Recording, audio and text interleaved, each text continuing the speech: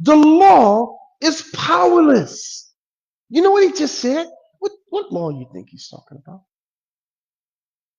Oh, you're thinking he's talking about the laws that the police sort of use to protect us? No, man, that's not what he's talking about.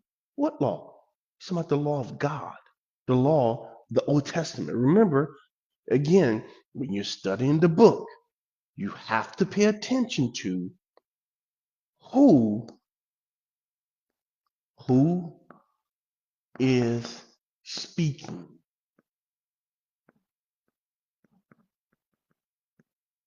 When is this taking place?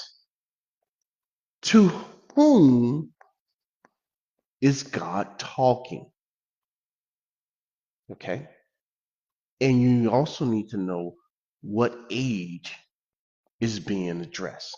This is the age of law, not the age of grace, not the age of innocence.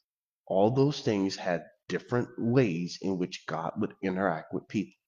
So this is a prophet who is in Israel, who is a Jew, speaking to God back and forth concerning the law of Moses.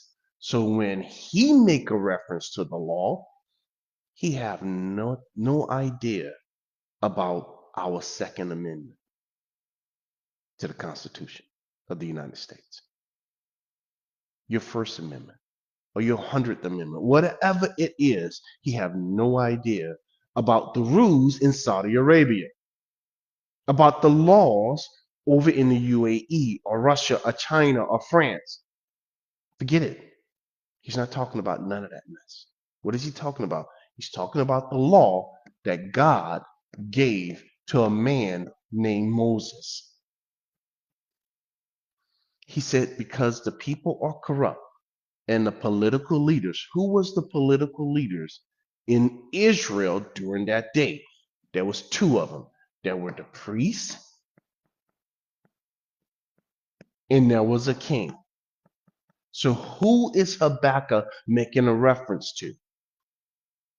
Now, the priests were judges, elders, home inspectors. They were all those things. The king simply ruled and protected the nation. All right. So who was he calling corrupt? These people. You and I would say in America, the president, his cabinet, uh, Congress, our state legislature, the police. We would say all those people, type people. That would be our reference. But that's not who Habakkuk is talking about. He's talking about the priest and the king. They were perverting the law. So the law is now powerless. Why? Because they were perverting it. They were taking bribes. They were causing stress to the nation. All right. And justice never goes forward. I just explained to you why. For the wicked, who? The wicked surround the righteous. Why is that? Because in Israel, according to Isaiah, 9/10 of the people fell into this category. 1/10 fell into that category. I didn't say that, folks. That came from the book of Isaiah, another prophet. Okay. Therefore, perverse judgment proceeds. That's what the prophet problem was. Look among the nations and watch. Look, this is God giving him the solution to the problems and the questions he just asked God. Now God answers him. Look among the nations and watch. Be utterly astounded, for I will work a work in your days, Habakkuk, which you would not believe, though it was told to you. For indeed, listen to God, what God is doing in answer to the prophet's prayer and the others who was praying to God, and they had no clue God was doing this. It was taking years. Listen to what he says. For indeed, Who's doing this? God says, I'm doing this. I am raising up the Chaldeans. See, the Chaldeans? Who in the world is the Chaldeans?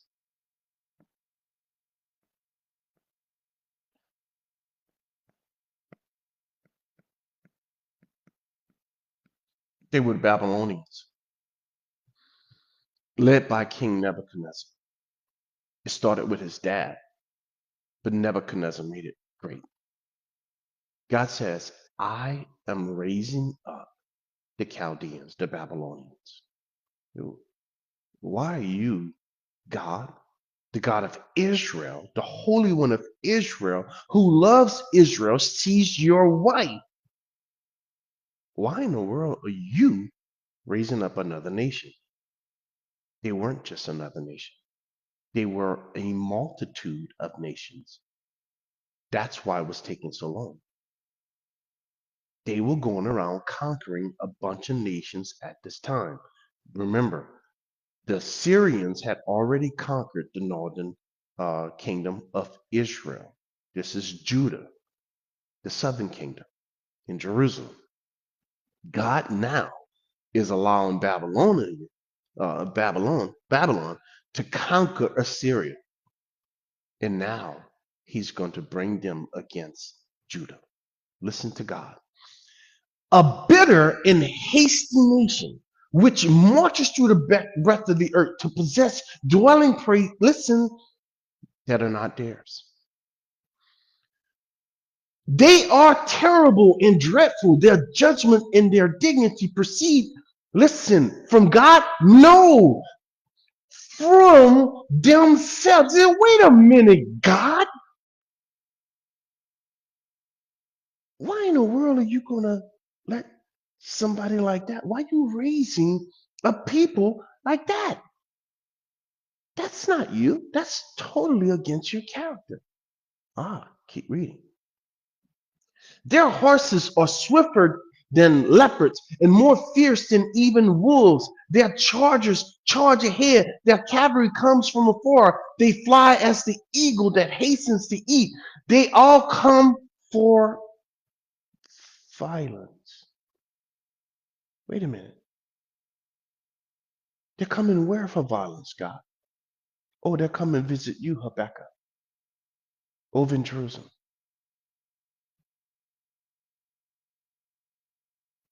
Their faces are set like the east wind. By the way, the east wind is what brings heat and famine. They gather captives like sand. They scoff at kings, and princes are scorned by them. They deride every stronghold, for they heap up earthen mounds and seize it. That's the way they used to do it back then. In other words, they would block off water into the city, and they wouldn't let anybody leave. They starved the people to death.